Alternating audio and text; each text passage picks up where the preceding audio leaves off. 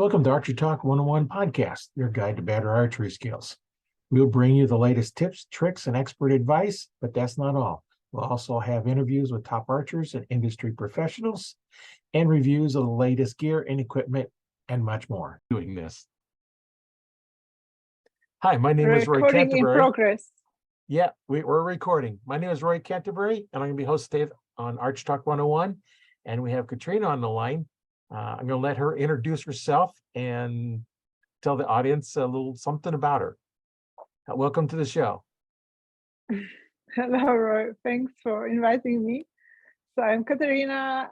I'm longbow archer from Czech Republic, living already in Austria because Austria is the biggest country for 3D archery, I think. We got about 300 courses already here. I'm working in archery and I'm shooting tournaments as well. So it's almost all my life. As you can see. Lots of bows behind you there. Of me. Yes, my babies. So I moved to Austria 5 years ago, and I'm working in archery 5 years. That's good. What got you started in archery? I started, it was like on the camp under the mountains in Germany on a trip, and we was choosing between golf and archery, and we went for archery because I was working in golf company before, and I wanted to show it to my friend, and he wanted to show me archery, and it was interesting for me because the first shoot, it kind of quiet to me, like you shoot, and in the moment, like you shoot with a gun, and it was the same. I was totally surprised, like, wow, this is quiet, but in my head it's quiet as well, and it makes me interesting. Like it was interesting. I want to try again, and I fell in love after about 2 years. It was slowly walk to this love. Yeah, I've seen people when they, we take some of the because I owned a shop for a while, and they'd come in with somebody and I'd say, hey, you want to shoot? And they say, nah. And I said, well, just try one. And then the first shot goes off and it's like, whoa, this is fun. Can I do it again? Well, of course you can do it again. Yes, it's the same story. Because I was shooting with customers before in Czech Republic with guns, like just for fun. And what I can remember, what was the quiet in my head. And it was the same feeling, same moment, same stuff. And something very important what we need for our lives, I think. This big quiet, what coming if you are concentrate. This is what I like. Yeah, that's one thing about archery is you have to concentrate on what you're doing. It's just not something that you can just do and then all of a sudden be shooting good if you're not really, thinking about what you're doing. If you're not concentrating and thinking about what you're doing, it doesn't seem to work very well. Yeah, but I'm thinking my biggest plus is I'm not thinking. I was all my life, I was good in do nothing and thinking about nothing. And first in archery, I know it's good for something. It's really good. You can do this.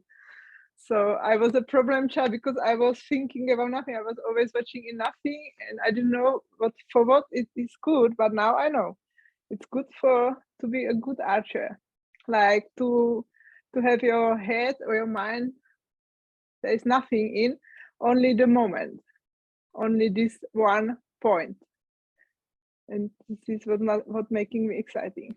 Yeah, that's kind of the challenge is getting out there and all of a sudden you're shooting at a tournament or whatever, and you got all this noise behind you, and you're hearing people talk, and then while you're doing all that, you're not concentrated, you're not thinking about what you're doing, and that's what's nice about this is you can go through and just think about what the moment, that's the fun part, is you're just in Yes, the moment. What's in the past is past, and the future hasn't come yet. It's like, it's now. it's And now. just think Yes, about now. Yeah. this It's is the the now. point. It's you have to be now, and it's learning all the people I'm meeting every day. It's so beautiful to watch it, because coming people from the city, we are about 15 minutes from the city on the hill, almost 1,000 meters. And this is so beautiful because people coming stressed, like not by themselves. And after a while, they are here. They are here and they are present, and they can do nice things for themselves and go out, shoot. And this is really beautiful to do this for them. Just show them the other something new for them. I'm teaching every day a lot of people, like groups, and it's for me it's really exciting. Every group I can explain, I can introduce archery, and in the eyes, like, wow, I can do this. Oh, I hit, and it's my everyday work. So it's really nice. It's really beautiful, and I'm really I'm really happy that I can do that. Yeah, it's really nice when you have somebody that's shooting that doesn't really know what they're doing, and all of a sudden they start hitting stuff. And that's the cool part of teaching new archers. And I like teaching the new archers just because they just, a lot of them have so many struggles. You can get over some of those struggles. And I know here last weekend, here in Nebraska, here in the United States, we have they call the Women in the Outdoors. And a friend of Mm-hmm. mine actually runs it for the Nebraska Game of Parks. And they have all kinds of events for ladies in the outdoors. They have the archery, of course. I go help them with that. They shoot rifles, the 22s. They shoot shotguns. They go kayaking. There's a whole bunch of things that they do just to get the ladies in the outdoor, and it's just ladies in the event. And this year we had 4 or 5 in a group, and we had like 3 groups come through. And some are archers that have been doing it for a little while, that are rusty, and we help them. And others, this is their first time picking up a bow. And it's Mm-hmm. just like you just said, it's so exciting when somebody finally gets it and start hitting. Don't have to be a long ways away. They could be 10, 15 feet away, but they're hitting. And that Yeah. that is so much fun when you can help somebody out doing that.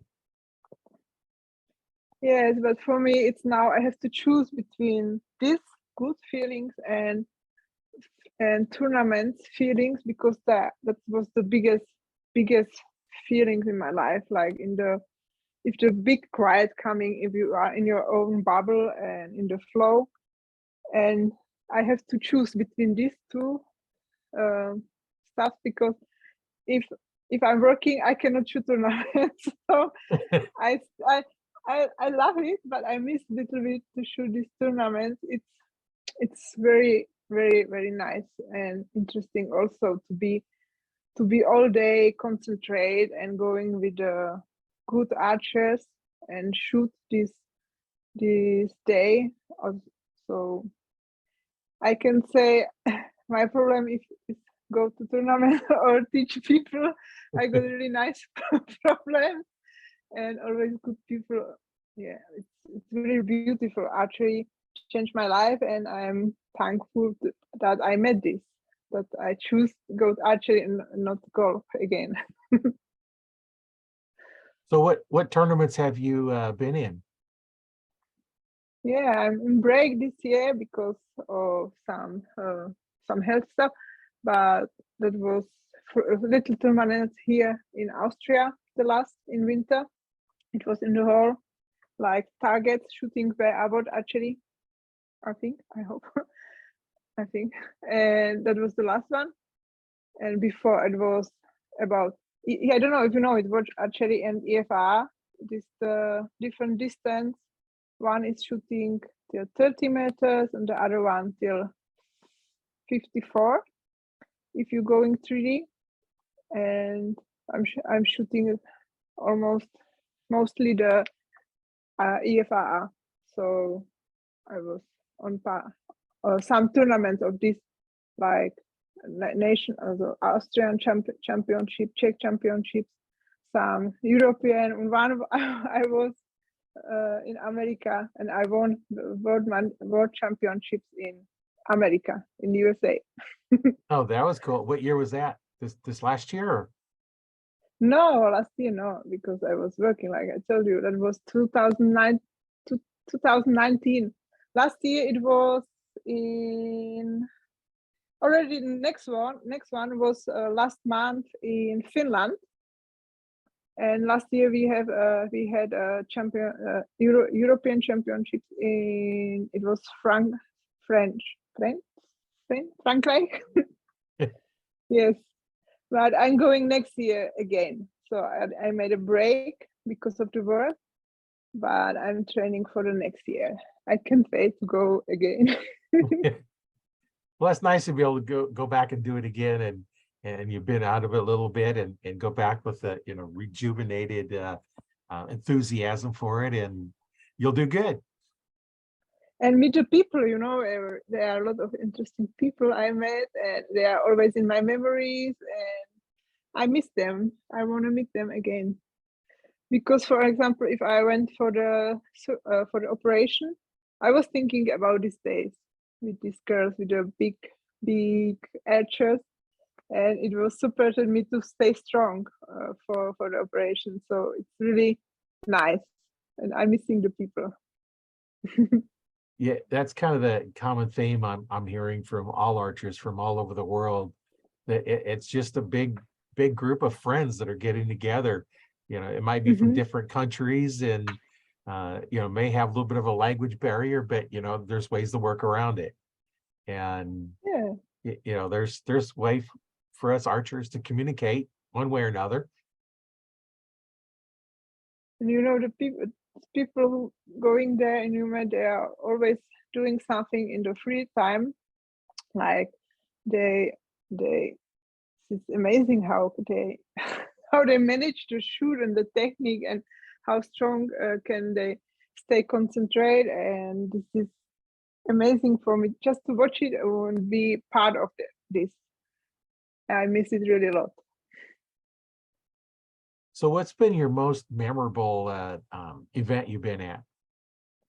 Most what? I didn't understand. Memorable? One you remember the most? That was the first European championship. Like, first was the one tournament in Germany. It was triathlon. That was my biggest. It was fun tournament, but every day at a bow, and I didn't know how, but I was every evening. You met people. They are in the camp, and always together, 5 days together, lot of friends. And I was newly like shooting about some days or weeks maybe. I just stand me on the practice range in the evening before the last day of the tournament. I was the only one woman there, because women say it's too difficult to shoot 3 different bows. So I didn't know what to do. They only given me these bows. I didn't know, and it was so amazing, because I challenged myself, like, you have to hit this point, and you're not gonna go home in the evening till you don't hit it. So I was training lot. I didn't know it's training, but I was shooting on the practice range long time till it was dark. But next day, after so much training on the target, I went to the bubble and on the tournament, and that was the first time I met this thing, this big. It was so great for me. I didn't hear nothing. I was like just me in the moment, and the shoots, and the hits, and the target, and the bow. And I don't know what happened this day. It was amazing. It was long, all from the first shoot to the last one. I was in the bubble, and this is what I want to have and have again. And after this experience, I choose for myself to try European Championship or something more. So I went for qualification to my home country, to Czech Republic. And after it, I started on European Championships. Like, I'm going without the shoes, you know. I'm going to celebrate the day. I want to be in the contact with the nature. And so I went first day. I didn't know there was 70 other women with longbow. And after the first day, I went home in the car to the hotel, and I was thinking about I can be like 35 or 40, and I was on the first place. That was I just was feeling before I have to do that, and in the moment I was first, and it was great. That was the biggest feeling I had. So because I was feeling I have to do that, and after I see, yes, that was right. Yeah, that sounds like something you won't soon forget. Yeah, it's after that it come the World Championships, but this was the biggest moment, I think. Yeah, but the big moments coming in the training also. So this feeling, this flow, good shoot, you know, it's on the tournament, it's only longer, this feeling. In the training, I can have this flow or this quiet in my head. It's beautiful, but it's always only moment. In tournament, it's coming for many hours, so I just enjoy it. So what's kind of your when you get ready to go to one of these events, what's your training regimen like? What's my training? Yeah. I try just because on the tournament I'm really a lot of nervous. I have to go puke and everything. I'm stressed, so I just try that something stay in my body, like the routine. So I make all steps of the shoot like 10 seconds on the practice range. I've tried to find my rhythm. So I'm counting in my head just to go to the balance and to the nice rhythms for me, what's making me feeling good and nice. And in these rhythms, then I'm counting, and I do longer as I need it, because I said to my people what I'm train that not only the new people I'm training with, other archers as well. And there's always many times they choose 4 seconds. I'm making like 10 seconds because I know I'm a little stressed and so I need to be sure it stay in myself, and I can go back to this what I need. So every step of the shoot I holding 10 seconds. And the next point of the training is I'm doing harder to me, you know, more harder than it has to be. So if I shooting longer distances, I'm shooting from one leg, or I'm sitting on the shoot. So it has to be fun. It has to be hard work, because the way to this is it making me. I need to have fun, and I need to feel I work. And the next step is I'm writing what I do in the training. So I'm writing my trainings books, and every day I try every day, but mostly is it twice a week. I'm writing what I did for for the competition. And sounds shooting like a lot. Sounds like quite a routine that you go through. And the key is to do the same thing every time, right? Yes, like to stay, and after it you and we shooting with closed eyes on the target, that you see your mistake, you know. You can see it you can see the movie after in the second if you make mistake, if you didn't hit. So I see the mistake, and there is a lot of training, a lot of hours for shooting. I was thinking it's about nothing because I was training, and after this moment, this year when I cannot train over about half year. I didn't shoot. I see so first how much I was training for this, how that I'm good. So I was thinking it's normal, but it's not normal. Now I'm starting to train again like last month, and I'm really tired. So today I'm after day off, after break, but I'm really tired. This is a lot of training and discipline and lot of hours. Yeah, when you're getting ready for an event, that sure takes a lot of extra time, extra practice, and that can be fun. You know, those that like the tournaments scene can really can see how the training is evolving. And you mentioned shooting with your eyes closed, and I've used that several times, you know, in helping Or people. from the ball, or shooting from the ball, you know, on your knees. It's fun. It has to be fun. So I always trying to make a game like I've started to train. So I close the warm water in my apartment, in my flat.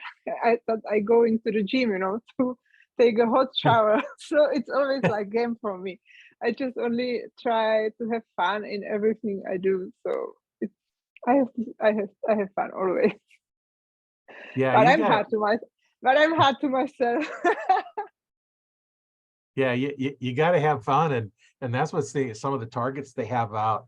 When I had my store, they got tic-tac-toe targets that you can play Yeah, games with. They we have do that.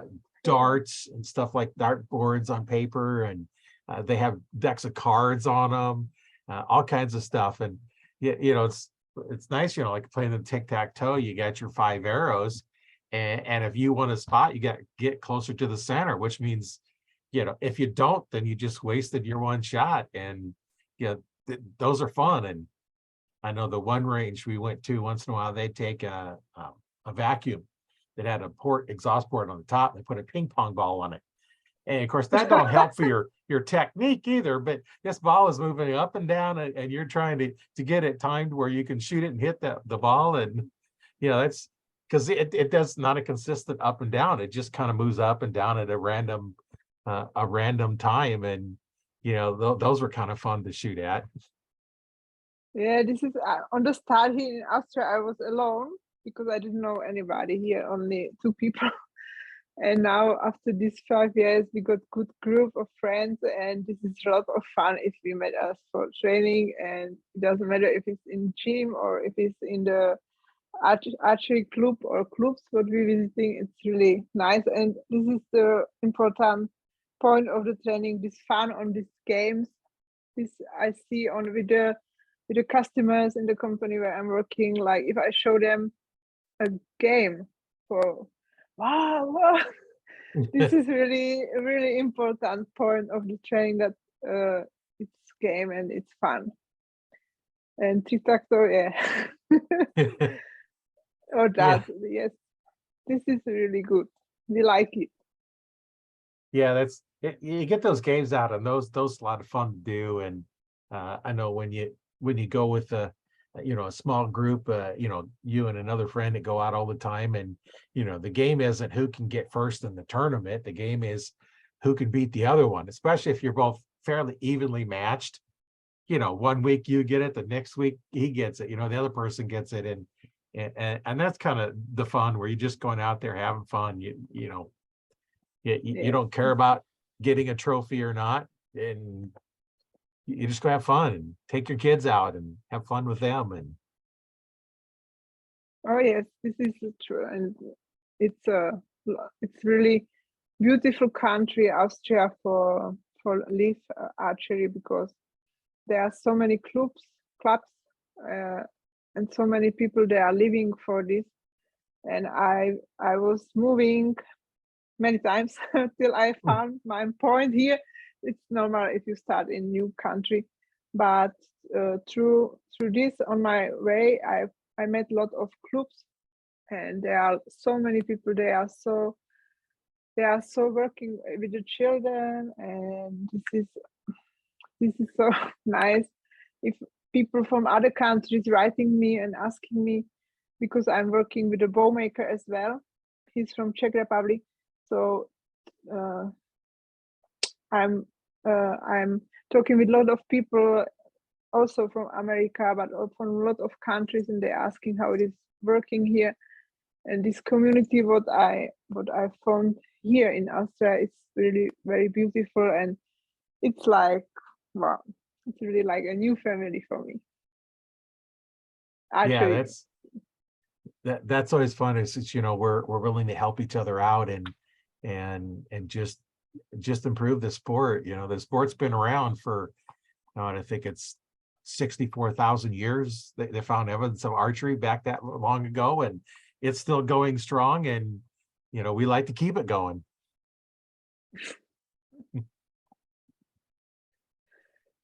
Yeah, in my company we going shooting, and with my colleagues or colleagues who don't work anymore in the company, but I like it really, really very a lot. It's nice. So what's been your most challenging, whether it be an event or group, or what's the most challenging thing you've had in archery? Well, What's your biggest struggles?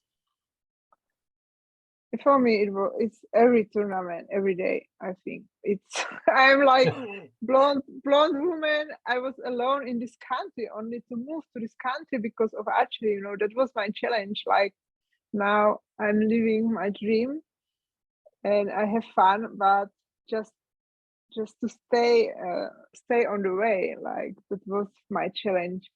So that was a strong start in the country with any friends, and that was my challenge.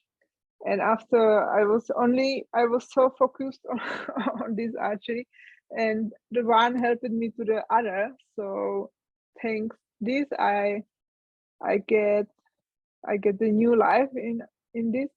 But that was my challenge, just to do with this feeling in my head, just stay on the way. This was my challenge. For me, it's really strange every tournament because I'm I'm really nervous. So I have some rituals that I have to go through. Some of them I cannot say. And for example, in America,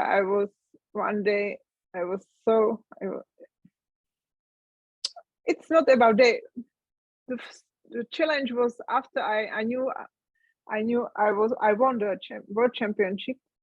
I had to miss, and it was challenge also. just to stay with the moment and just learn from this moment, because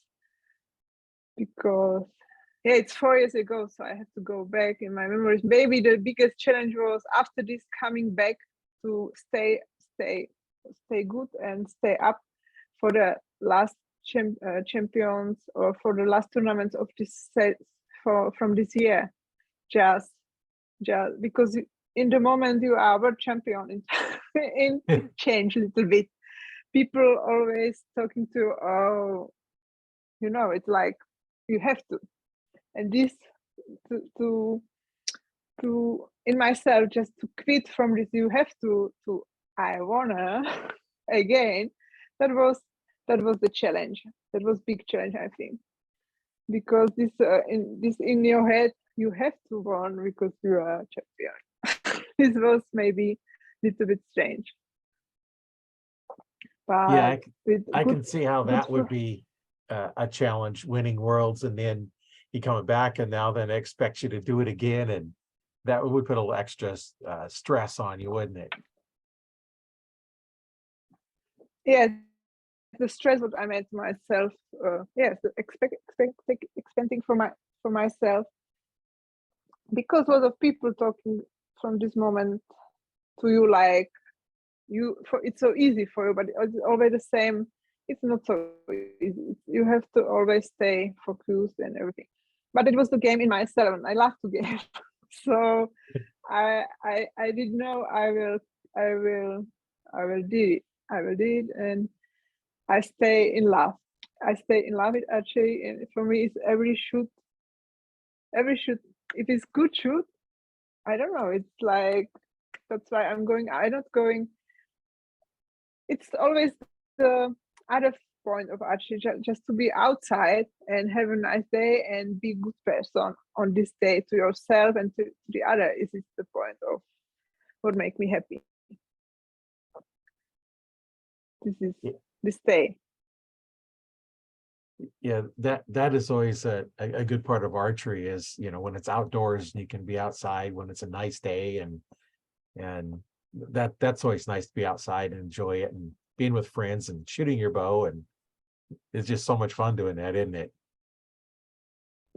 Yes, I'm going back in my memories just about hard days on tournaments. Like, for example, in the day like I moved from Germany to Austria, I was so tired, and it was one tournament. So I went to them, and I was so tired from this moving. They have to take me like this and help me to go because I was so tired, so tired. And in the break between this round and the final, I was slept on the in the grass, you know, in the garden. That was crazy. For example, that was my challenge. Just stay on, yeah. And I was working always in 2 jobs or something like this, that I can go to this tournament or to this other. So I was always really tired. So that was my challenge. It was a lot of on the. I know that we was like I was training till my bow is falling down. So absolutely finito. But it's I don't know, it's fun. It's a lot of it's good game. I think I like the game. I like to play, and it's good game. It make fun. So how did you do in that tournament where you just moved and you're taking naps between times to shoot, and how'd you do in that tournament? Yeah, I won. You won. Yeah, Yeah. it's helping because it's. I think it was a good. Like I learned a lot of because I was so tired always from working. Because after it, I make a school for mental training, and I saw a lot of stuff what I'm doing. It's actually the it's actually mental training. So if I'm going sleep between this shooting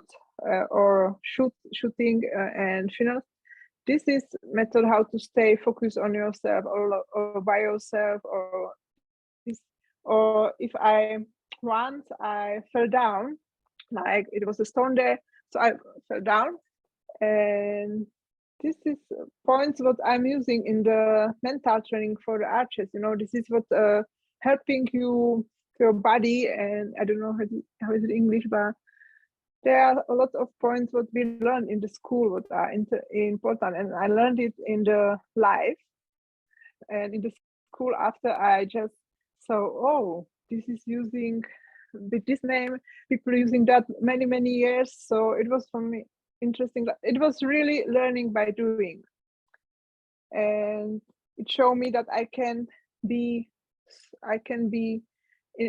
go back to the flow. I can be concentrate. Think this like I was always tired. I need to take care to stay.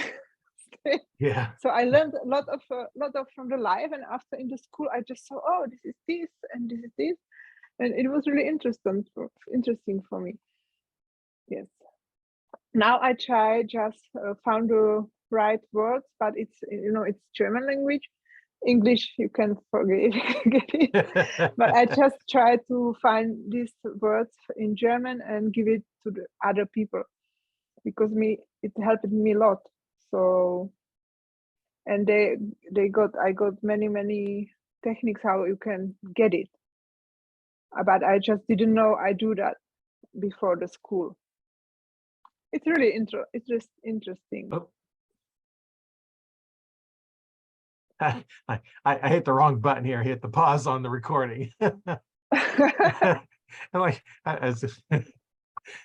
yeah, you kind of mess up sometimes, but it didn't stop it. It just paused it.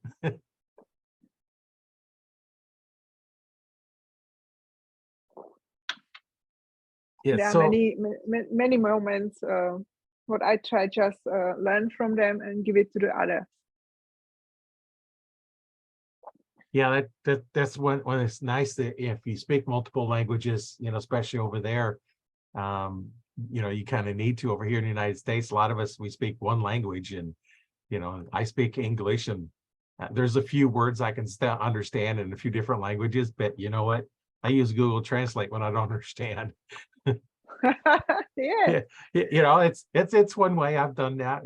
I've communicated to somebody and their language, because they type it in whatever language happen to be, and I put it in Translate, and goes, oh, okay, that's what it is, and then I'll put my answer in and translate it back. And that's the nice thing now is we can communicate, you use it on your phone or wherever, and that makes it nice. So I can do that.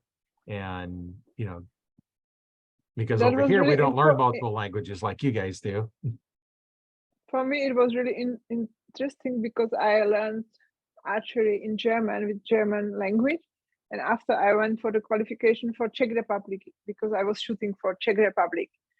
But I went to the tournament and I didn't know Czech the names of this stuff. Like I did know only 4 words like bow, string, quiver, and arrow. And they was watching what the hell, who is she? She's it was my country, but I didn't know the word. So it was it's not so often that you cannot talk about stuff you love in your language. That was really and it's still today. If coming people to shoot for my country, it's for me difficult to talk about it in my language because I'm living it in other language. So it's interesting as well.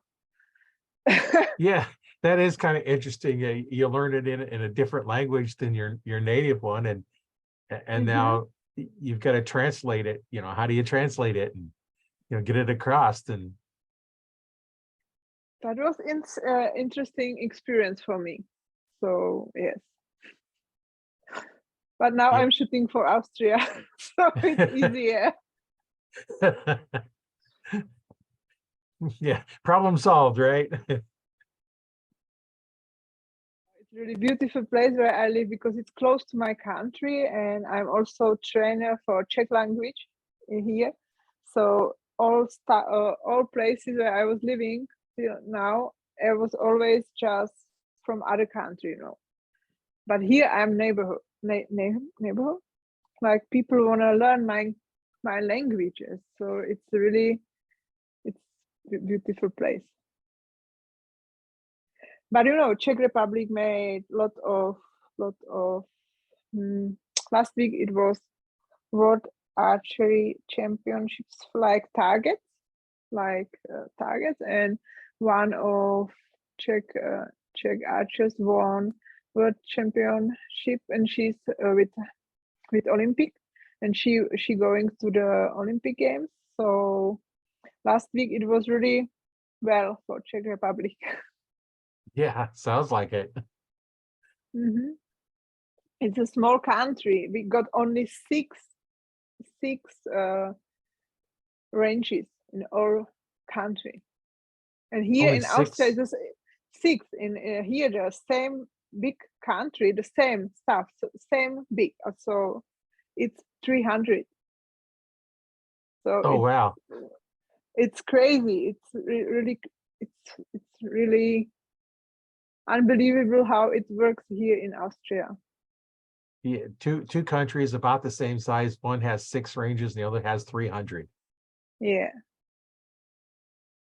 That's a big difference when in the sport of archery, when you have 6 opposed to 300. Yeah, actually I moved from Germany. I have to travel one hour always for shooting, and it was too much for me. So I made the first shoot with flow I made in Austria with one trainer in mountains, and I moved to this place.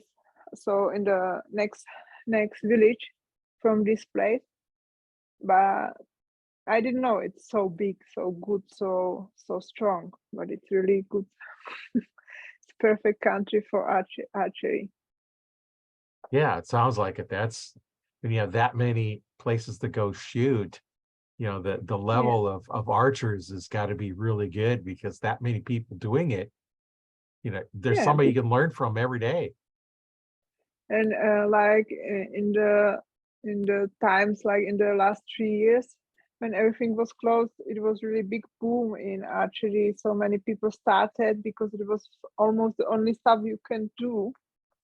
Like what was open for activities, because inside it was everything closed. So there came many new archers, people, families who make it, and I'm watching it every day in the work. And if I see the families, we give to every child who's coming and who is through the range, he's got a medal from us. So I just sometimes say, oh, that's her first medal in her life.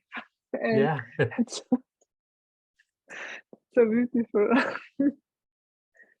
And kids are really, if you go to the mountains with kids, sometimes you have to take it on your back and they are tired after 2 kilometers. But if you're going to the parkour with them to the range, this is amazing how they're interesting, and they're going from one target to the next one, and they just can rate what will be the next one, and asking, and they want to shoot from all distances, and it make the people really healthy and healthier and happier.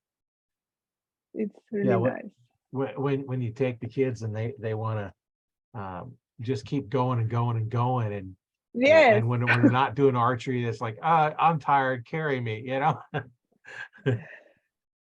but I'm so proud. I'm working in so big company, and after I'm talking with people because of the boss from New York or something like this, and they just say, "Oh, Katerina, have a look on our shops, on our clubs, on our you are like this. In USA it's more bigger." Everything they say. I saw a lot of people, a lot of pictures or videos from your country. I was shooting there in the what is it, Yankton, in Yankton, Oh, just okay. in Yankton. But there was not like traditional bow, like long bow. It was only one long bow in the store, and a lot. The rest it was compound. Yeah. You get certain areas and are real strong in compounds and not much in the longbows. And I know when I had my store, I mostly carried compounds because that's what everybody was looking for. But I did sell quite a few of the recurves and longbows because I catered to a group that's all what they shot. So it's just each area is kind of a little bit different and depending on what you want to cater to. And I cater to archers. If you had a Yeah. stick with a string on it, flinging another stick, you're an archer. Yeah, so That's my definition of an archer is you have a stick with a string and you're flinging another stick. That's archery. yeah, It could it's be the true. recurve, the compounds, long bows, crossbows, homemade bows, anything. That's archery. That's actually, yes. It was only so funny because I was so proud of the big shop where I'm working, and then came the message from New York, and just with the top, I don't know, about 50 pictures and videos like this is our store. This is, and I would like to go to New York and see it how it works in your country one day, maybe in 2 years or something like this. Yeah, that'd be great to, when you do come here, talk to you again and how you're going along with it and what your thoughts are on it. Yeah, that'd be really cool um, to kind of basically follow you around and say, hey, this is what's different and the association is a bit different, sometimes a different way they're scoring them and all kinds of different things. And that's what's nice about archery is whatever you want to do is good and Yeah, it's last year fun. I visited Iceland. So this is the halfway to USA, and I visited traditional archers like longbow archers. That's Vikings in Iceland. And I visited the Olympic and the barebow archers in the Centrum in Reykjavik. So I had a talk with both of them, and this it's actually it's always the same. Like only in Iceland they got no ranges because there's so much windy that you cannot shoot outside.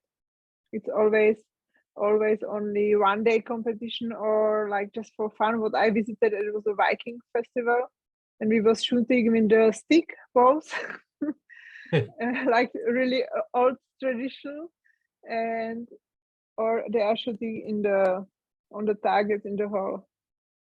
But it's living there also, so it's really nice, like to travel and meet people and other countries and clubs and everything. Yeah, sometimes here in Nebraska we have some pretty high winds and yeah, it's no fun trying to shoot in those high winds.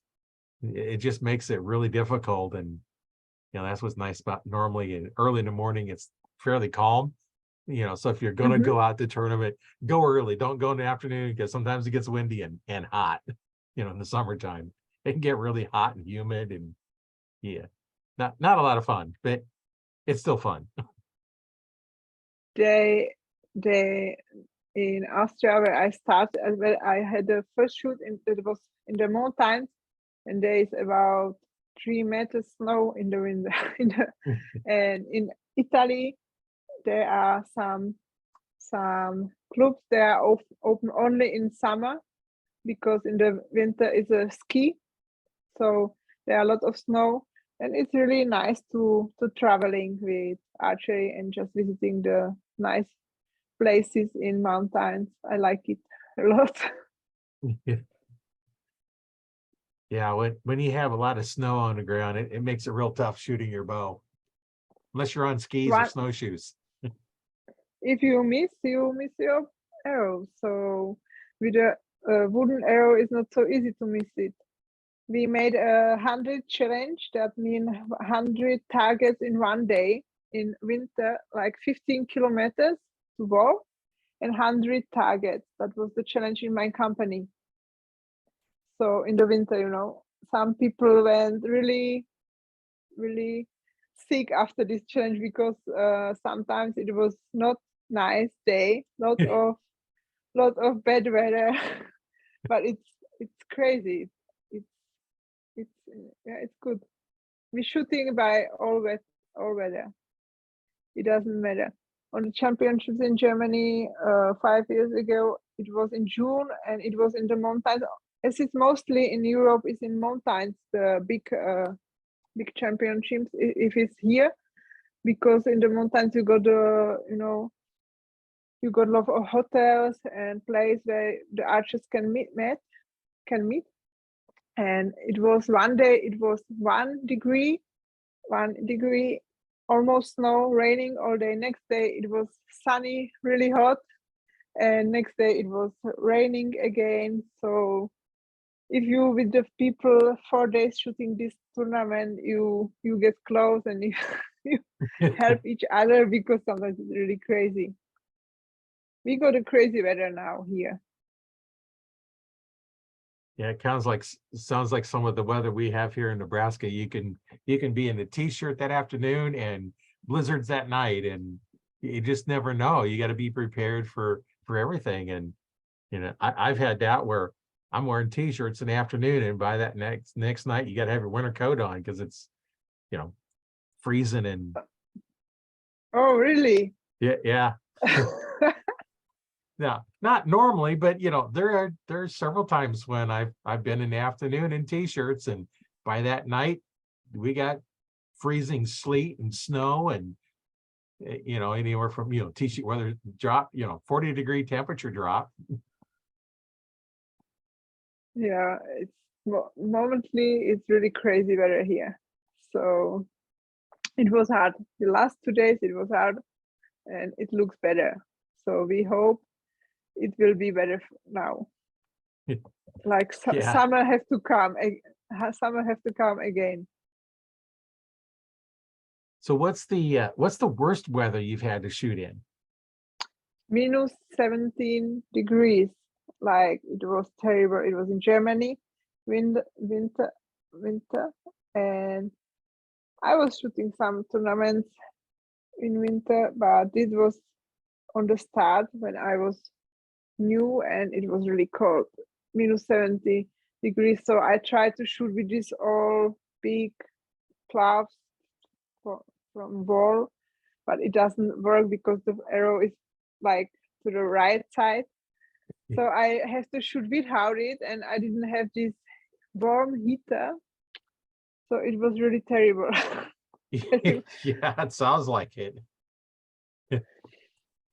Now, But do you after shoot off it, a shelf or off your hand? well, Arrow, do you shoot off your hand, or do you have a shelf on your bows? I got shell. Shelf. I don't know what I was shooting in this moment. Maybe it was a horse bow without. It was in the time I was shooting horse bow or long bow. I'm not sure. It's some time ago. I'm not sure. But it was hard. It was, and it's funny because you got your day off and you wake up at 4 or 5 in the morning that you go somewhere to shoot all day in the rain or it's cold. So we always only what? Yeah. You get up in the morning, figure it's gonna be a nice day, and you're covered with snow or freezing rain or something, and Yeah, but after this day, we all happy because we was outside. So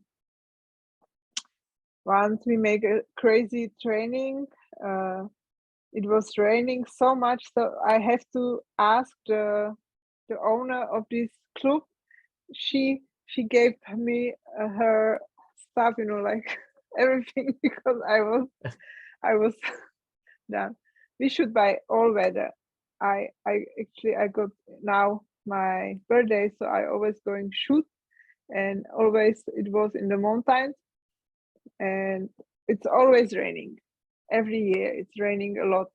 So I got good experience with friends. They came and it was raining like so much that you cannot head with a boat without. This is everything crazy. You know it, but we're going anyway, so it doesn't matter. And the customers in my company also, it was bad weather 2 years ago would make my car broken with this big ice bells, I don't know how it's English. If it's storm and it's coming the big white bells from the sky. So yeah. two archers was in the forest, they was in the range, and she was from Spain, and he was just take care about her like this, and he was looking like after paintball, he was it was crazy, but people was outside to shooting. Yeah. Shooting in the hail, basically frozen ice cubes dropping on you. And last year it was on the competition. Last year or 2 years ago, like my friends was on the World Archery European Championship or World Champion. It was raining so much that it broke all the tents and everything was onto the water. So when I was in America, it was raining also so much that the river was out, I think, and it was lots of much like we was going from the hill down, like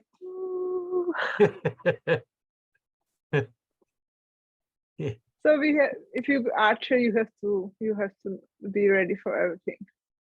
yeah, if you're shooting outside, yeah, kind of all bets on weather. You just hope it's a good one, but hey, good chances it's not. But once one customer won the money back because it was raining outside. So if people from the city coming shoot, it's really funny because they coming with the white shoes and like like top models from the party, always on the Sunday lunchtime after the Saturday night. In this moment, I got a lot of fun because people don't know they're coming up to the hill from the city and they're thinking they will be sitting on the chair and going through the forest, or I don't know what you want. Sometimes it's really very funny with Yeah, with the, with our guests who not sure what they will do. So because if it's raining, it's raining. So it's always the forest and it changed nothing. And sometimes people losing shoes or something like this if it's only shoes for city. So it's really important to be good, to be ready to go outside. yeah, it's like I see people wearing sandals out doing stuff that they shouldn't be doing in sandals and tennis shoes when you should have boots on and yeah, I prefer to wear boots. High wheels on Sunday mostly. Oh, yeah. And not walking in the mud in high heels. Yeah, I can see that would be funny to watch. Yes, it's funny. Oh, it's funny. Or in the winter, if in the city, it's not so cold and they come up, so we see it. It will be problem, but the people don't wanna. They say it's okay, and after we have to go to pick them up from the forest because they are over. Yeah, it's like I live in So between a couple of big cities and it gets colder here because we don't have all the concrete to hold the heat in and like doing in the big cities. mhm, We're just a small village and a lot of open fields and it gets yes, cold here quick. yeah. So here I'm on the hill on days windy as, as well. So it's funny because people have to learn how to be in the nature, and I think it's really important. Sometimes people from the city coming and they're crying just because they have to go outside. So I think it's really important to show them this is we got a nature and there is a moment with any phone and any computers. It's only just to be outside, to be here watching the situation and just be people, just be a person. And sometimes our situations with people from the city, really with young people. Sometimes I'm just watching but after they shoot, it's good because I see how they change for this moment. After it's going back, but they got this experience, and I think it's really important that they do this experience. Yeah, Maybe yeah. Well, they come up and they're not really enthused about being outside, but then when they start shooting the bow and see that it's, this is a lot of fun, and then maybe, convert them into somebody that likes being outside. yeah.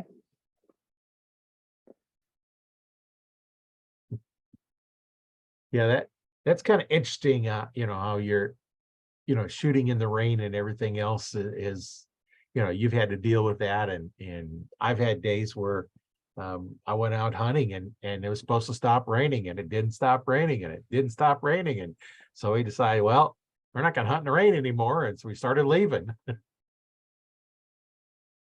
Yeah, I'm always happy if it's raining because it's part of the training, like to train in the bad situation or in the hard situation. So I always say it's only training. It's only training. Yeah. It makes you think a little bit different, because you're shooting and I shoot feathers even with my compound and, you got to think about that. How's the rain going to affect your feathers? And, you know, those, some will use vanes just because I don't want to deal with the problem with that. But Hmm. yeah, I started out in the Yeah, but 60s using feathers, and I just haven't changed, and I have no desire to change. I'm just kind of old yeah, school that way. this is never ending story about this, how, what is the best, how to manage it on the tournament. So I'm doing it like this. If it's important for me, I'm changing my arrow every 3 targets. It's raining really. I take a new one, because there is big difference if you using wooden arrows. So if I want to be exact, I Yeah. I changing the arrows every 3 targets. And but it's about training. You have to train to take the stuff with you, and this is not normal. If you go big tournament, you have to train to take the tube with the big, with all the stuff what you need all day to stay focused and concentrate. So people who going to big tournaments start to train this, to take more stuff with them, because if you don't do this, like me, on the first day, on the first big tournament day, I didn't train it, and I was really confused for myself because I cannot manage it. I forgot my bow on the I was like I was on the European Championship. I was first. The second day, I was so confused from this, so I lost my bow on the target 4. I forgot my bow, and all the stuff. So it all part of the training, like that. It is a routine for the archers. Just that we do something, nothing special on the tournament. You know, people would or situation where we train. So my friends, they train it to go with all the stuff and pick it all the day with you. I was always I'm I got a lot of stuff with myself, so a lot of people a lot of people was laughing me, but because sometimes I need a quick nap, sleep, and I need to everything. So sometimes I got a lot of stuff and people laughing me, but yeah, I think it's okay. I'm feeling good to be ready for all situations what can come. Like my friends, the men, they are not taking so much, but a lot of my girls friends, they the same, because they wanna. What I know from the tournament, it's one target is short drink. Next target is one something like nuts or something like this. Also, and you have to have all the stuff with you. So women's doing like this. I don't know what they what they meant, but we're doing like this. I don't know take those snacks, but I do take lots of water with me. Yeah. Yeah. Yeah, when I go hunting, I've got 2 great big containers of water with me, you know, great big liter bottles. You know, Mm-hmm. I drink a lot of water, so I always have plenty of water with me. And, you know, the outdoor tournaments, they'll have water along the way. And on my 3D rig, I have a nice insulated holder for it. And I'll take the bottle being frozen, and then it'll be enough to keep cold water, you know, throughout the whole day, even when it's really hot out, you know.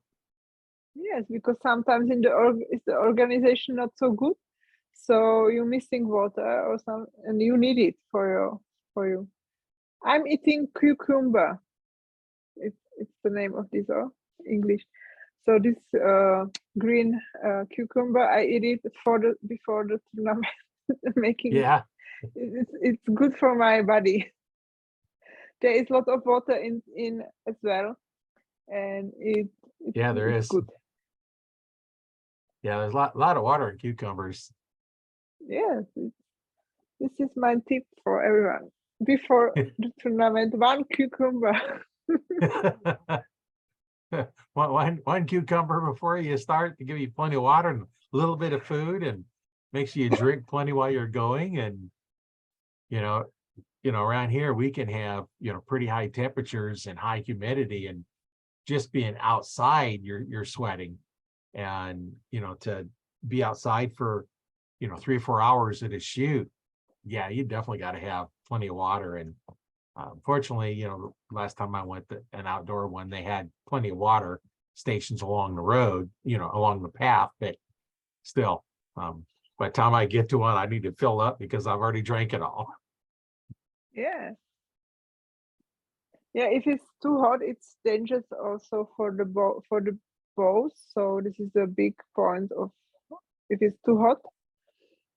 So my bow is got some cover for sun, and we take care, because if it's traditional bow, it's the mix of the materials. It should be good. So this is the next point of the tournament. You have to take care of the material always. Or if it's raining, we cannot let the arrows in the grass, because it will be wet and stuff like this. You have to always take care. If you shooting traditional materials, you have to take care about the material, because it's changing. I think my arrows and me, because I'm Leo, I love summer, and my arrows love summer also. Because I don't know, but if it's hot, they're flying better.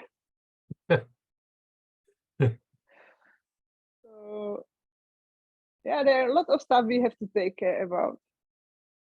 Yeah, there's a And lot to think about when you're having wooden arrows and wooden bows, getting out there, if you've got a little bit of finish off now, moisture's getting into it more, and you're out there in the rain, and then how do you take care of it? And we have this kind of same thing, even with compounds is, being really hot, you can have to worry about your limbs delaminating as well as the yeah, I wood. think my bow is not only wood, it's carbon and glass fiber as well. So carbon is, but it can broke every time. If it's too hot, it's dangerous for bows. So I don't know how it's in compound, but it's the same. The short limbs, it's the same thing. I think you have to always take care. Yeah. And the worst thing you can do for bow is leave it in your car in the summertime or even wintertime, but leave it in your car because it gets really hot, and now then it gets hot and you can have limbs start delaminating. I know guys that it's like, that come in and the limbs have started to split, and well, where'd you have it? Oh, it was in the back seat, and just got hot, too hot, because in a car, they can be really hot, and bows aren't really designed for that. And the Yes, I problem when know. it's cold out, they get stiffer, so now it's harder to pull back. And so all that you have to deal with, you know. Yeah, there is lots of stuff you have to deal with if you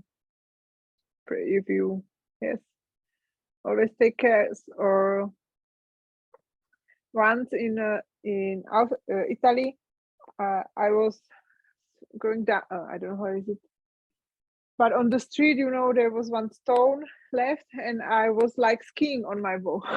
Oh. That wasn't good. I was broken by the bow also. It was this one, but it's okay. It's okay again. But it was a lot of work for my friend. He fixed it again, and that was not good moment for me. So Yeah, that was strange. yeah, when you go sliding down on the snow and ice, and you're on your on bow going down. I was lying down on the bow on the street. It was terrible. Like I cannot speak more in the day. I was really broken from this.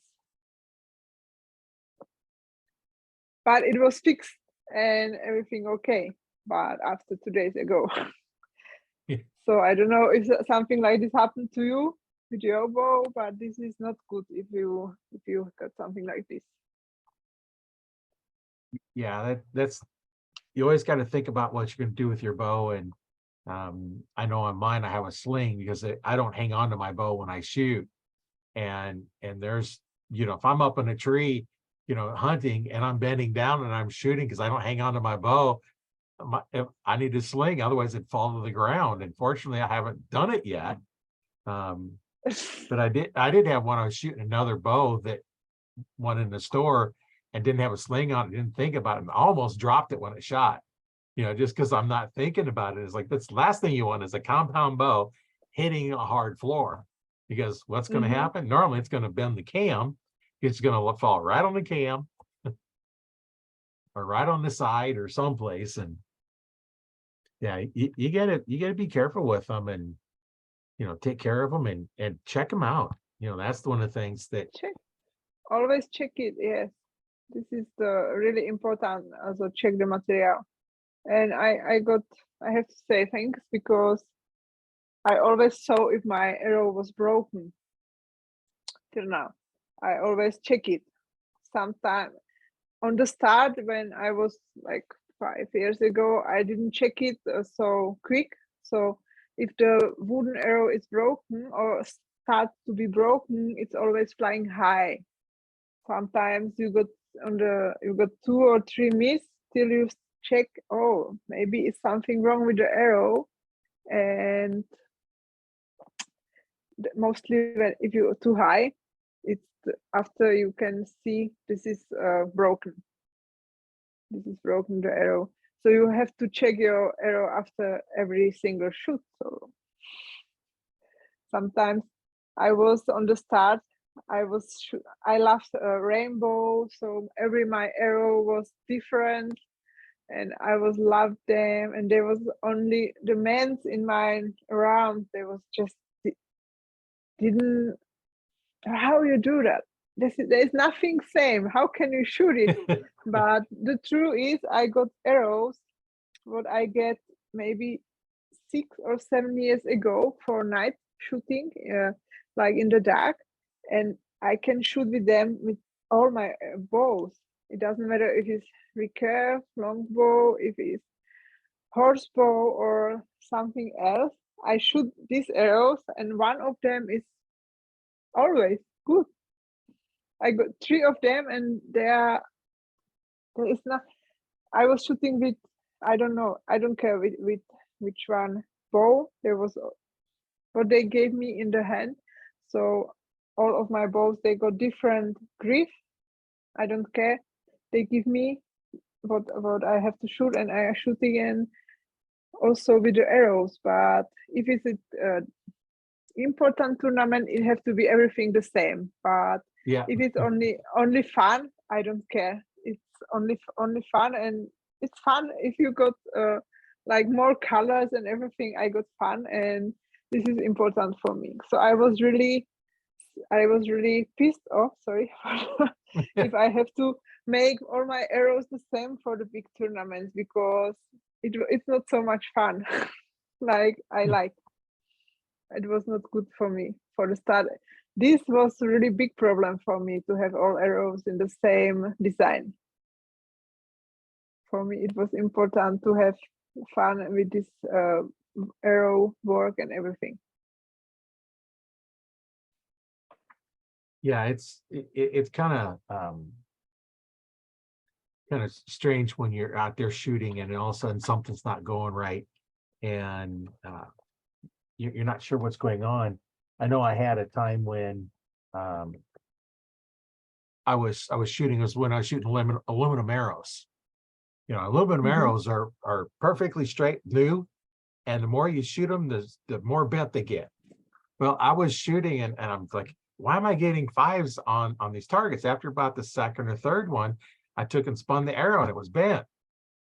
I probably lost 8 to 10 points just because my arrow was bent, and because I didn't check them. And then I started checking them. You pull them out, you'd spin them, and it's like, okay, that's good. And spin them, that's good. And when you're getting 8s and 10s, and all of a sudden you start getting a 5, and you're like, what's going on? You're shooting 2 arrows at a time, and you go back, and he's like 8, 5, 8, 5. It's like, then you spin one, it's like it's bent. Yeah. So like It's you true. said, check them each time. Now with the carbons, generally they're either straight or broke. You don't have bent like you do with wood, or cracks with wood, and bent with aluminum. But that's something you still need to check them, because they could have an internal crack in them too. No, it's true. I am doing my arrows myself. I would like to have different colors. It will be more nice for me, but it's hard work to find the same good arrows. This is really hard work, and it's never ending story. And I'm fascinated because all archers, what I know, always they find what's perfect for them. And after a while, because it's archery, they start to try something new. And I don't know why, but it's really nice to watch it and see it, how it's always the same work, the same story. So people can talk hours long about arrows every day, and it will be never ending. Me also, like, I was focused on one number of the what, how is it, how of the gram, on the gram, but the arrow has to be, and 2 years later I need new number, but it always has to be same. So for America, all my arrows have to be 422 grains. All my arrows have to be like this. All. I don't know. All. Yeah. I actually did something like that when we were shooting aluminum arrows for carbons came out. I went through a dozen arrows and I fletched them. And then I put the nocks in, the inserts for the nocks and the nocks in, and I weighed the arrow. They were cut to my length. So I weighed all the arrows. Now they're all the exact same length. They're all fletched exactly the same knock point, and I weighed them. And I wrote on the shaft how much it weighed.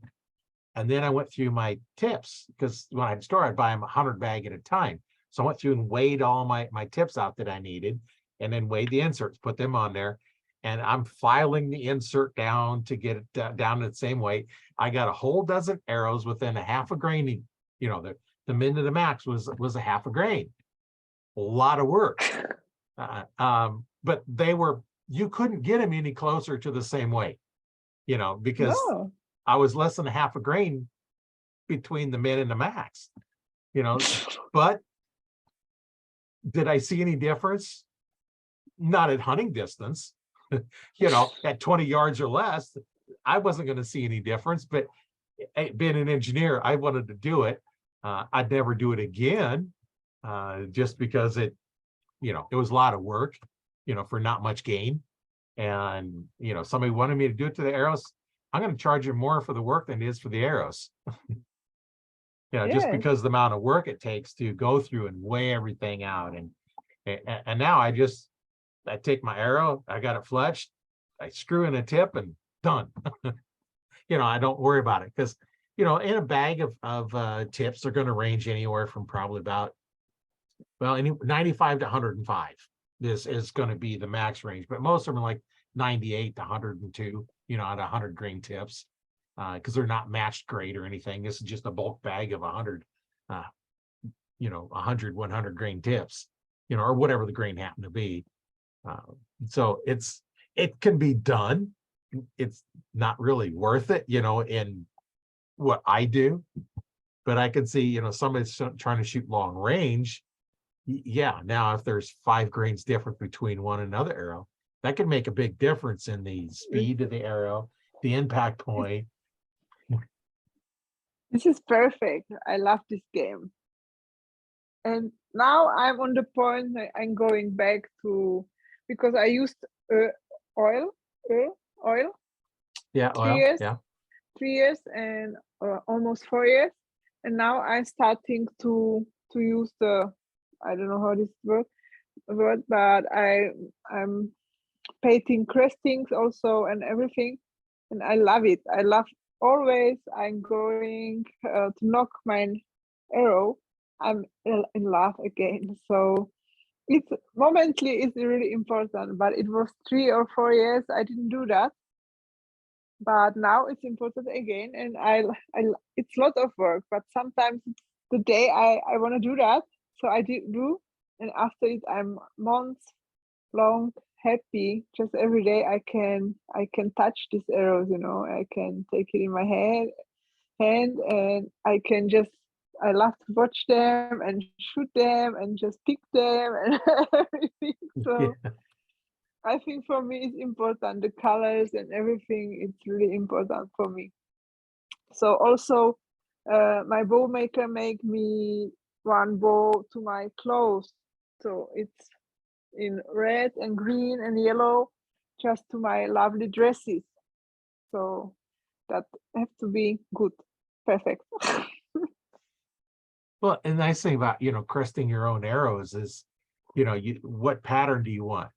How wide do you want each of the little stripes? And, you can make it all custom. So you're the only one with that pattern because it's your pattern. And, that's what's Mhm. nice about, cresting your own, putting those little stripes on there. And you see more of that in the wood arrows. You don't see as much in the carbon arrows. There you normally see, I got on this one here, I have a wrap on here. Yes. For those listening, can't see it, but it's a reflective white wrap I put down below the fletching. And Yeah. these are 4-inch feathers. This is my son's arrow. This is actually a carbon arrow, but it looks like wood. Gold Tip has I what they call know. a traditions. It Mhm. looks like wood, so it looks like you're shooting a wood arrow out of a compound, which is definitely not recommended. In fact, probably dangerous. But the nice thing about these wraps on the hunting arrows is your little flashlights will pick it up and it'll reflect off of it. And you can probably see just a little bit of the camera here how reflective this is. And looking on the back side, it doesn't look too much, but on the front side where the light's picking it up, you can see how reflective it is. And I've seen a lot of people have really cool looking cresting on some of their arrows. And I've seen some of the arrow Yeah. makers that have made them, and they're just amazing, the patterns, and some of the arrows are just really cool. So Yeah. I love them. I think for me it's really important. So I switch from the parabol to shield arrows, but I stay by colors. This is important. But I and saw a lot of women's got a shield arrows. So before I was using parabols, like the how is it English? yeah, Yeah, you know these what I mean. This is like these, parabol.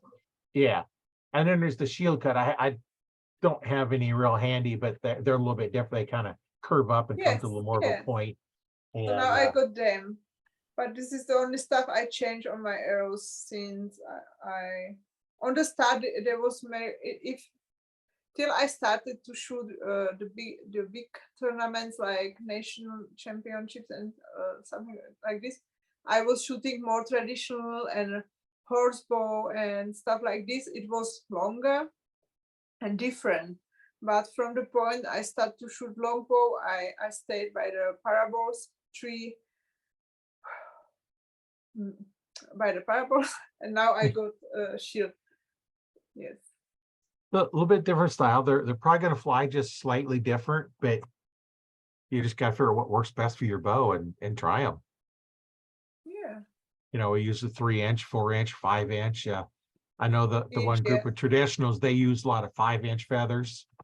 I use If I'm 4-inch. if I use three because if I shooting, sometimes if it's a field competition in the EFIs, it's about 70 meters with a longbow. It's far away, so from this point, is it important to go small arrows, because with longbow and wooden arrow to go 70 meters is not so fun.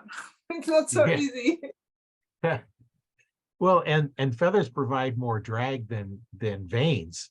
So the 5-inch is going to be more than 4, and 4 more than 3. So if you want to get that distance, and not go to vanes, go to the 3-inch. And at that longer range, you don't need much to stabilize a field point. Mm. Yes. Roy. Now, if you're shooting a broadhead, that'd be a different story. That's true. Broadheads, you'd need there, but for field tips, 3-inch at those long ranges, Mhm. that would be, I guess like you found is that's really good to go with the shorter ones when you try to do those long range. Now, you also shoot 3-inch at the closer ranges, or do you switch out? Say again. Do you use the 3-inch at the close range or just the long range shooting? I use by all of them. I don't change my material for I use for all of them. I was thinking about to switch it, about it's better for my mind to stay by the same setup. Sometimes I start to think maybe it will be better for the short distance to go to something different, a little bit other arrow, but I try all of them. I tried 100 grain on the head, I tried 70, 60. This game is over. I think it's really important for the archers that this material is gone. So it's done. You have to say in your head, it's okay, it's perfect. I can concentrate me on the point what I want to hit. So I try to have always the same material, because if I start to switch between two different arrows, this game in my mind, it takes me from the moment, from the hit, from the point I want to hit. So that was not good way. I tried, but it's not good. This have to be like the technique. It have to be always the same. The material have to be always the same as well, because they have to be minimal possibility to do something other. We have to stay. This first shoot and the last shoot should be the same, and we need all stuff. It will be the same, like always the same. This is the perfection, I think, in the archery. So if I was trying to change something, that is not good for my mind. I was not sure in the moment when I start to think, is this the good arrow, or this other will be better for me in the moment? This is not good way. This is just taking energy, and I need the energy for the hit, So Yeah, just always. it kind of takes away from, you making the shot, you're thinking, okay, did I pick the right arrow? Do I have it set up right? And I know archers that won't let one person touch their bow. I've worked at shops where the one archer might have an hour or 2 hour wait, for somebody to get to them, and and somebody else has it, but no, I'll wait. I know one guy had guys would wait 4 hours for him to work on their bow, because he's the only one that they allowed to touch their bow. And even though there was other techs there that could do just as good a job, they wanted to make sure that the bow was set up, there's nothing had to worry about. I got one of the guys that used to shoot for me, he could work on his bow, or I would. He wouldn't let nobody else touch his bow. I was the only other one in him that could touch his bow, because I knew what I was doing, and it was going to set up. And it's that like you're talking about, it's like, okay, is it the bow or is it me? Well, I know the bow is set up correctly, so it's got to be me. If you do it yourself, and a lot of them do it yourself, then you say, well, did I do this right? Did I do this right? Did I do Yes, this wrong? this is the point. And then you take all that out of it, so it's perfect. So if it's not doing what I want it to do, it's got to be me, because the bow is perfectly set up. And that's what you're talking about, is like, don't worry about, just get something that Yes. works and stay with it. Like, I didn't know, for me, because I don't like so mathematics and everything, and for me it was on my way. It was like I'm doing my stuff, my material self, but with these grains and everything, how long it should be, it was for me, it was challenge as well. So now I know I know nothing. maybe. Because I can say blah blah blah, and next year it will be different. So I'm always learning. I know nothing. I can say how it's now, how it was, but I'm not sure what in my mind happened and how which way I will go. But I'm learning. I'm learning. I'm learning. And I saw how it make me crazy if I start to think about the arrows. So if I've got two different arrows, they should be stay at home, and it should be only this one perfect set here and nothing other choice, because the choice is not good. We have to be perfect setup, and the choice should stay at home for me, because I don't want to choose. I just want to take the perfect stuff. Yeah, you don't have to worry. Your quiver's full of how many areas you have, and there's no difference in them. So you grab any one of them is just as good as the rest, and you don't have to think about all of that stuff. It's like what you was talking about earlier. It's like, the more you have to think about besides shooting, the less you're going to think about shooting. And Yes, that's I the want to thing to quit eliminate. this. I need to quit it in my mind. This is in my, yes, that's important. But I have to learn that, because I tried everything. Once it was Austrian championship. I switched. I take the arrows the day, new arrows this day, from my friend. He made for me. Oh, That was nothing, because no, it wasn't working. I didn't try them, and I was always thinking, I didn't know, I was not sure. I was not feeling sure, and it broke me. yeah, because you hadn't had a chance to try them and say, okay, yeah, these are good arrows. Because Yes. oh, you've had this, and I know I've had this before. It's like you fletch up a dozen arrows, and especially when you put broadheads on them, shot field tips perfect. Put broadheads on them, and two or three of the dozen would not fly with a broadhead on, but yet they flew perfectly with a field tip. What's different? Well, I used 12 different jigs, but still, you don't know. You don't have that confidence until you shoot it. Okay, this is a perfect arrow for this setup. Yeah, so I try really a lot of them in this story, and I'm sure it's not. It will be more, but I hope I will be clever and do it anymore, something like this. But sometimes, if you are not perfect with your body, or if something is broken on something, you start to think about the material, and you start to find mistakes on the material, but it's always you. Or not always, but mostly it's you. So in the moment I was looking for the mistakes on the material, and so I was like going downhill, really strong downhill. And the more you go down, the more you look for what's going on, and you start thinking about other things, and the more you think about something else, the more you go down, and just kind of, that's where, like when you took your nap, you did really good. You take a nap, and your mind stops thinking about stuff. You get up, it's like, oh, that's time to shoot next bow, next arrow. Yes, but for happiness, I have to say, it's beautiful to watch other archers on the finals, or some, on the final. This is beautiful as well. So almost it doesn't matter, because it's always beautiful day. If you're watching some people who know they go win, if I watch them, especially in my longbow, the women's, I just, I feel it. I see, I go to, oh, it's so beautiful, and I can enjoy it.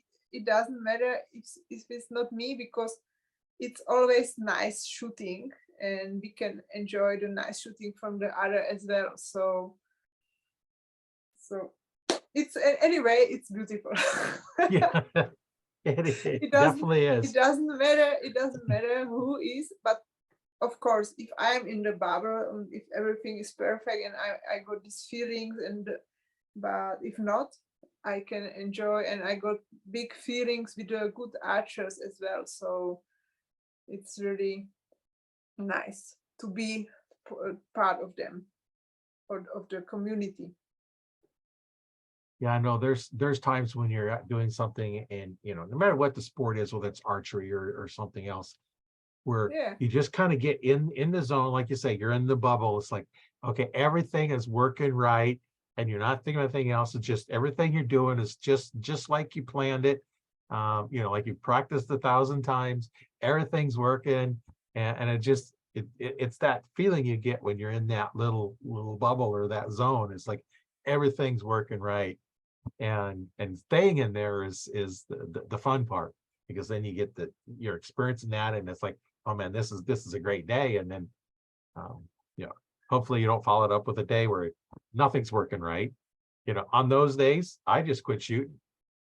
Like whatever, if it's not archery, it's other sport. It's like, if it gets to where nothing is working right, just quit doing it, because you're only going to get bad habits. I know I did that going down to the range one time. I wanted to go shoot. It was late. All the kids were in bed. I went down and I shot my 5 arrows, and like nothing was working. And I started to talk to people and went home. I shot either 5 or 10 arrows that day is all I shot. And I went home because for some reason I just wasn't in it. And, I didn't want to continue with a bad habit. And because that's when you get your bad habits. yeah. So what is the best advice another archer or coach has given you? Mhm. Going to make you think on this one.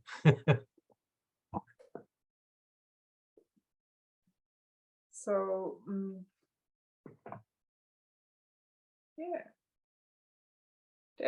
there's a lot. They're giving me a lot. This is like, you're living from them, what you got with the people. But the best, I think, is the after you shoot, just let your hand stay, don't go down. I think this is the best. What someone told me will change my life. I think, like, the bow hand should stay after you shoot, like 2 seconds stay. Like, if I started to practicing this, it changed my life. I start to hit a lot. But after I learned my technique, and there after it is more mental train what the archers saying or giving me.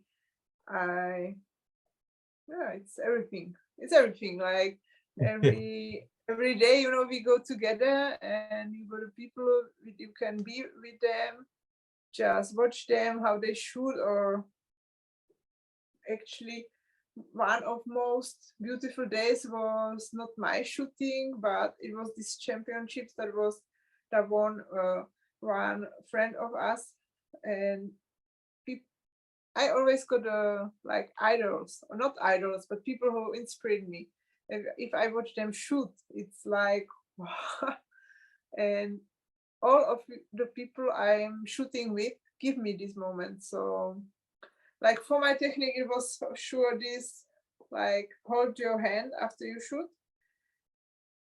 But I don't know. I'm in love, I'm it's like, if you're asking, if you I'm in love, and you ask me what is the best, everything, every second is the best. But if my friend, she was in the European Championships, I was working, so we was watching it in the TV or in the computer, and all people in the film, I was like not breathing. All children who came to shoot, he was always like, and then that was amazing. I I cannot work this day. I was like, it was so beautiful to see my friend, how she was in the bubble as well. I saw it, and I was with her, and all the people. I told them this is a girl from Austria. She went to be European champion, and she was shooting so great. So all the people was crying in the company, like our customers, all child was screaming, and that's the, yes, just to see how the people are, how they can manage the everything, and all this other, how she's going to the win. Like, she's in her bubble. I know what she's feeling, and you can see it, and she's going to win. You know that, and nobody can change it. Nobody got the Right. power to change it, because I got now this, on my skin, and I feel it with the people. This is amazing. So just watch them, how they are, the people. This is amazing. If you see something like this, if you see somebody you cannot change it. Nobody can change it, because she is sure she will do it, and she every single piece of her body, mind, everything going to win. And this is amazing to watch it. I love it. And Yeah. I love it. I love to watch it. Yeah, you can kind of see when somebody is, like you said, in the bubble, just the way everything kind of plays out. They're just in there. Everything is just smooth and just like it should be, and going off. And you can see somebody that's struggling, and it's like you can tell that they're struggling with it, and you can almost say, okay, this is not going to be a good shot, and sure enough, it's not. And that's kind of nice when you can see. You can see just in the form when you've watched enough of them, especially somebody and you can see that they're doing everything just perfect every time. And that that was a cool story. You told everybody was watching them shoot, and they're just so excited for them, shooting, This is just so this beautiful. perfect shooting. Yes, Yeah. I like it a lot to see it, and I love to do it. But for me, I have to be ready. If I'm not ready, I don't care. I know my time is coming today, tomorrow. I don't care. One day when I'm training enough, it's coming always again back to me. So I don't have to be scared, because I know the feelings, and I will get it back. And it's beautiful to see that somebody other got it now. So it's really like big present for me to got this. Yes. Yeah. That point that you brought it about the arm, I see a lot of people that are starting off, first thing to shoot, they want to drop the bow and look over the top of it. And Yes, the way I teach is when that bow goes off, that hand should point to your target. If it doesn't point to the target that you're shooting at, you're not doing it right. And that's kind of what you said. It needs to stay there and point to your target. And that's a good point. Yes, I see a lot of beginners, first thing they do is they drop that arm. The shot's gone. Well, it's not really gone yet. And that is something that is real important to remember that you brought up. And yeah, I'm watching, if I'm in gym and I'm not training archery, I'm training power. So I'm watching always the Olympic recurves, how they shooting the technique. And your team from America, there is a guy, I'm not good in the name. I always have to find, because he's shooting, but he's going out from where he's shooting from, but the hand, is he's going back, coming out, but yes. So yeah, I love to watch. I don't care. I love to watch the technique, and just how we try, just do it the same always and again, and I love it, and it makes me exciting always. So I don't care if shooting me or somebody else. It's always amazing to watch it, and sometimes when I'm training a good enough, it's coming to me also, and if not, it's always wonderful day. So it's cool. Actually, it's really it's really cool. Yeah, it is. And Yeah, the fun part of coaching is seeing your students, just go through and progress, get better and better and better. And then at some point they're out shooting you, and it's like, really good job. It's like, okay, my goal was to make you shoot better than I can shoot. Yeah, it happened, You know, and and it changed my life. Like, just the trainer give me the first shoot with the flow, like in the Austria, in mountains. So I moved to this place and I was only shooting, and I just tried to do the same. And actually, I got some students who came to me and they said, "Listen, I cannot shoot anymore." And after a while, we got it, because the other, it's amazing for me, or just to see how the other perspective of, for me, can open new way for the archer, because sometimes you cannot change a lot, because the person have to go through this, or the archer have to go through this way, because he have to learn it, but you can give him the important input for his way. And this is, sometimes I could really feel moments who everything, I know everything, how can I help him fix everything for this moment? This is beautiful, but it's not always like this. And sometimes it's only one piece of the way I can help, but it's beautiful also. Sometimes I'm scared because I'm learning, I'm on the start, and people not coming back about 1 or 2 months. And after them, they come and say, "Oh yeah, I was quiet. I didn't told you because I changed myself. You're right." So it's really nice. and not every technique works for everybody exactly the same.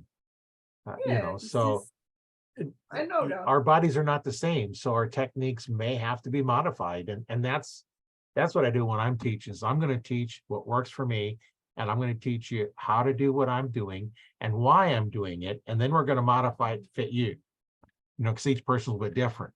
And that's the part of coaching that it takes a while to learn. You've got to coach lots and lots of people. And well, I do, I taught martial arts for quite a while, and then archery, and I kind of combined them together, and so I kind of developed my own way of doing the techniques. But that way it's most efficient, and trying to eliminate all the extra motions that's not needed, and go through that. But the way I teach, you stand, it's a completely closed stance.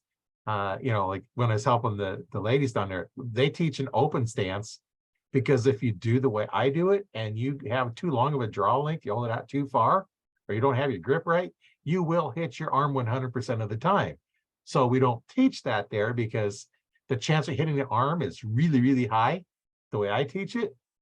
So we teach a little bit different so they don't hit their arm, because these are new archers. And if they hit their Yes. arm, and smack it once, good, and you're done. And that's not the point of it. So we teach more of an open stance down there for that. But Yeah, there is many or more perspective what I'm doing, but it's always, yes, it's interesting for the new archers, or with archers who but I am only 5 years here in Austria, and here are families who's everyone is, all the family is shooting, and it was the grandmother's shooting, and I'm only on the start. So what can I say? I'm learning, and I know nothing. Okay, maybe little bit, but every day you only learn that you have to learn more. So it's good. I think it's really good.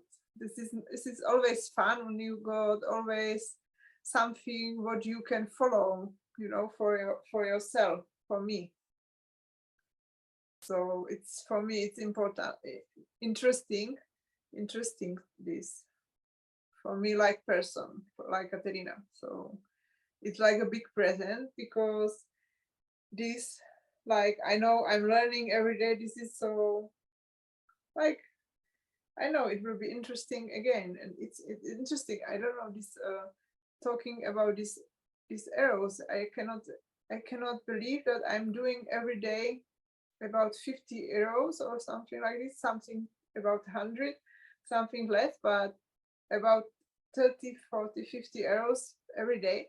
And I love every one of these arrows. So it's really strong, because if you're doing every day in the work, in the free time, and after it, in the, like this year, because I'm not shooting, I was in the first vacation without archery after 7 years, you know. So we're living week for archery every moment. But it's always fun, and so every arrow is for me a new arrow. What I'm doing, it's really nice, and it's fascinating or not, because if you're doing something every day the same and it's make you always exciting, it's exciting. Yeah.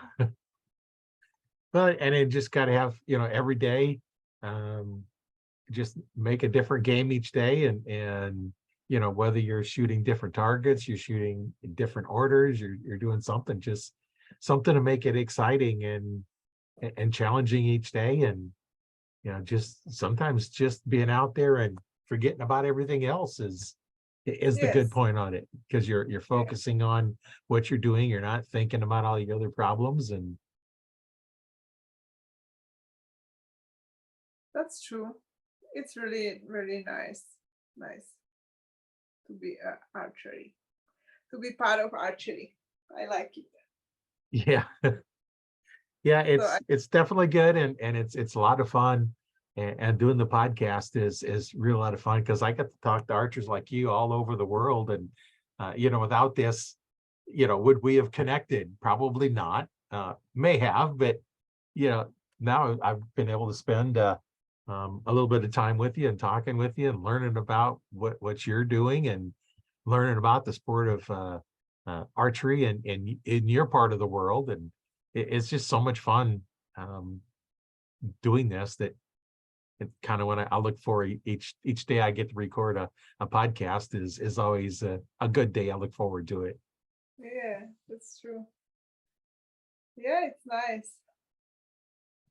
It's nice for me also. So I spoke today with a guy from Swiss, from Germany. Now I'm speaking with a guy from America, and just because of archery. Yeah. And yeah, so like I told you, from the first shoot, like the trainer told me what I should do, and I saw, like I hit before I shoot. It changed my life, and I just didn't know I have to do this, or I have to do it more, and it changed my life. So that was my challenge, to follow this, because it was not so easy always. Yeah. Like, everyone in my old company, in my old country, they was asking, what are you doing? And I say, I'm going to the forest shooting bow. What?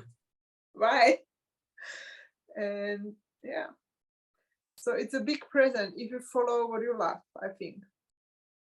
For me, it was like this, or it is like this. Yeah, And I think it's because we are in the nature, and we always, you go hunting, but we are not going hunt. And if you, it's open your instincts, like the grand instincts in our bodies. So I think this is so amazing, because with this, we feel more ourselves. So I think this is really important, and it's really important for us, because I don't know how it's I think it's open really the old instincts and the old like old human, the old good healthy human. It's coming back on me always when I'm doing archery, because of this instinct. I think it's like this.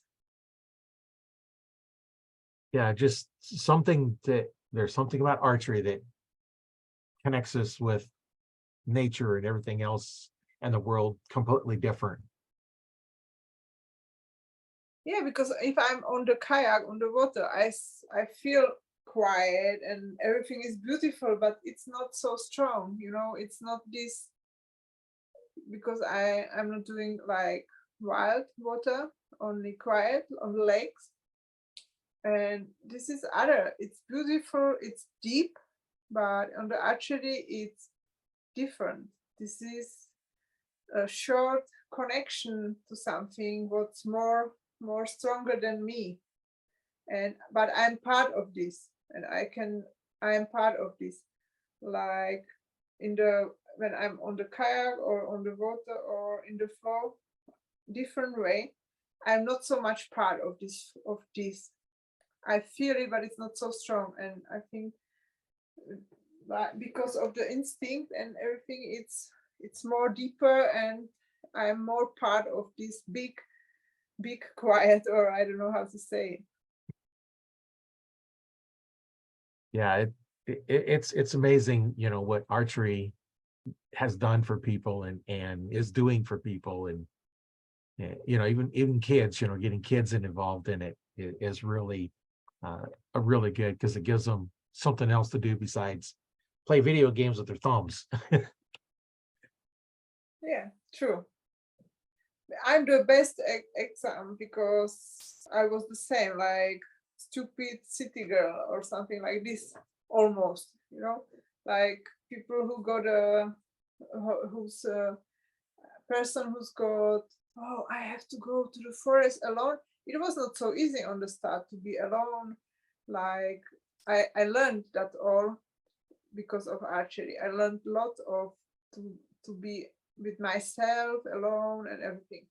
But on the start, it wasn't so easy to be alone on the range or on the forest and different forests and in the mountains. Sometimes it's dangerous to be, not dangerous, but it's not so easy to be like a woman alone in the forest, in mountains. You know what I mean? You Yeah. have to do it. You only have to do it, but it's not so easy to start with it. So I am good example for this because I was the almost city person. Like, yeah, it's nice. It's really nice. So I think the Yeah. people from the city who coming to us to shoot, I can explain it to them how it changed my life, so they can take a little bit of them, because not everyone is shooting 10 hours per day. Yeah. No, it's really Yeah. beautiful. Yeah. Well, we've been on here a couple hours now, so I'm sure you probably need to go do stuff. And in parting here, what would you like to say to a new archer that's thinking about getting into archery? Say again, I didn't understand you. What what would you tell somebody that's thinking about getting into archery about what to do to get started? What to get started? Yeah, just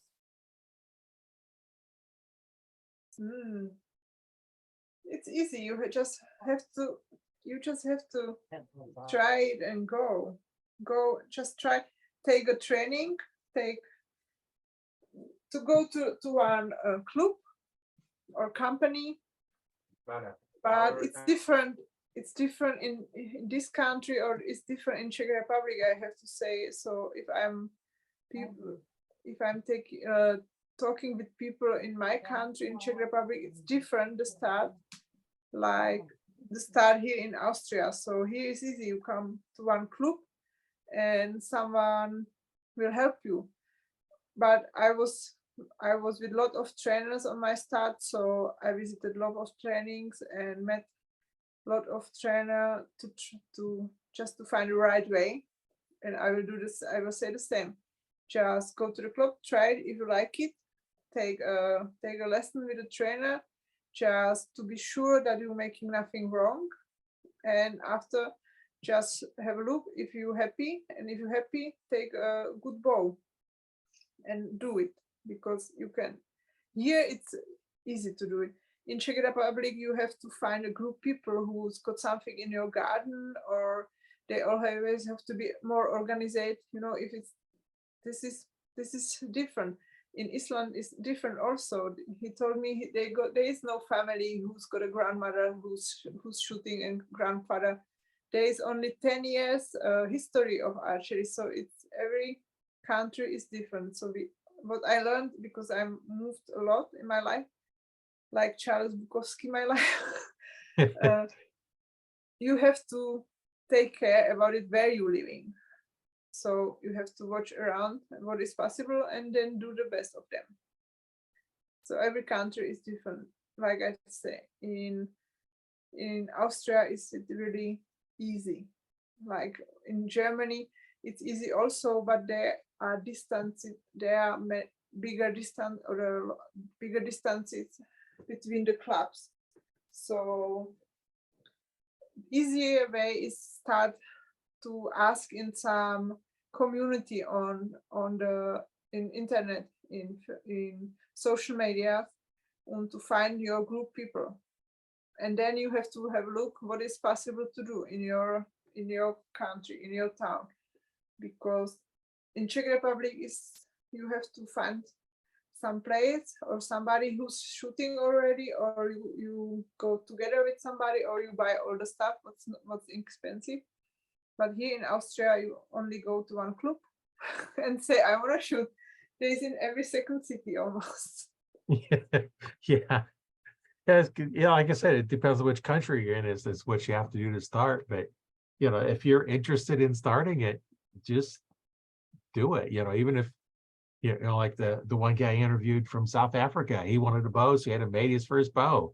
Then one of his relatives give him one arrow, and then now he turned it into a business where he supplies bows for all over the world, and supplies all the wood arrows for South Africa. He started off with, he wanted to shoot a bow, so he made his own bow and started off with one arrow, and now now look what he took it into. And there's just if you're interested in shooting, find a bow, find somebody, look on there. One of the things that you can do, for those that are in the Arch Talk 101 Facebook group, just ask in there, any of the country, if they're in that country, because there's a lot of people in that group from all over the world. So, look for a group like that can answer your questions and is willing to help. And there's always archers out there that's going to help you with getting started, because that's what I always like to do, is we like to get you started. And it's going to be bigger, the community. Now it's a little bit like staying, but other countries like Croatia or Serbia, like you told me, it will be bigger, because a lot of them visiting Austria and Germany, and they fell in love with archery, and it will be bigger and bigger. In Czech Republic is the same. So it's growing up, and it's really nice. It's really nice hobby, a nice time with family and everything. I will just say, just try and do it. Like with everything, you have to do it. It doesn't matter how, but you have to start. The first step, it's always, it's not always perfect, but if you make next step in 1 year, if you do every day 2 steps, you are far away from the point where you started. So it's always important to make steps. It doesn't matter how you don't have to run. It's like I started slowly as well. So with one bow for 60 euros with 3 arrows, and it took a lot of time, about 2 years, that I fell in love with archery. So, but I was knowing it's here, and one day maybe it's make like this, and in the other person this is perfect, just to show them it's here. You can maybe it's something for you. Won't know until you try it, right? Yeah. It's been really great talking with you. I had a lot of fun and learned a lot about the archery that you're into, and your area, and what you've done is like some exciting stories, and it's been a lot of fun talking with you, and it's just been so much fun. I enjoy this. Thank you for inviting me for this for this talk. Nice. I think it's great what you're doing. I watch your YouTube and I was surprised how many videos you got there. So it's really interesting. Well, And it's important. this is podcast number 121. Wow. So I've done a few of them for a couple of years here now, and it's just so much fun. I look forward to doing these and recording these and getting these out, and all the stories I get to hear is just amazing, and it's just so much fun. Yes, it's really important how just every step who is in the good this direction, and it's helping other to find new information or different or other information or the next information. It's really important, and it's important to do it, I think. Yeah, every archer has a different story. And whether you're just starting out, you've been shooting for a few weeks or months, or been shooting for decades, and whether you're just want to fling arrows in your backyard to be in a semi-pro or a pro or Olympic athlete, we all have different stories, and where do you want to take it? It's up to you. Yeah, it's life. Archery is life. Or laugh. Life or laugh. It's the same. Yeah. Yeah, one and the same. Well, my name is Roy Canterbury. I've been host today on Arch Talk 101 with Katerina. We've had a great conversation, and it's interesting talking to her, and I'm sure we'll be talking again later. Thanks for watching and or listening, and we'll catch you on the next one.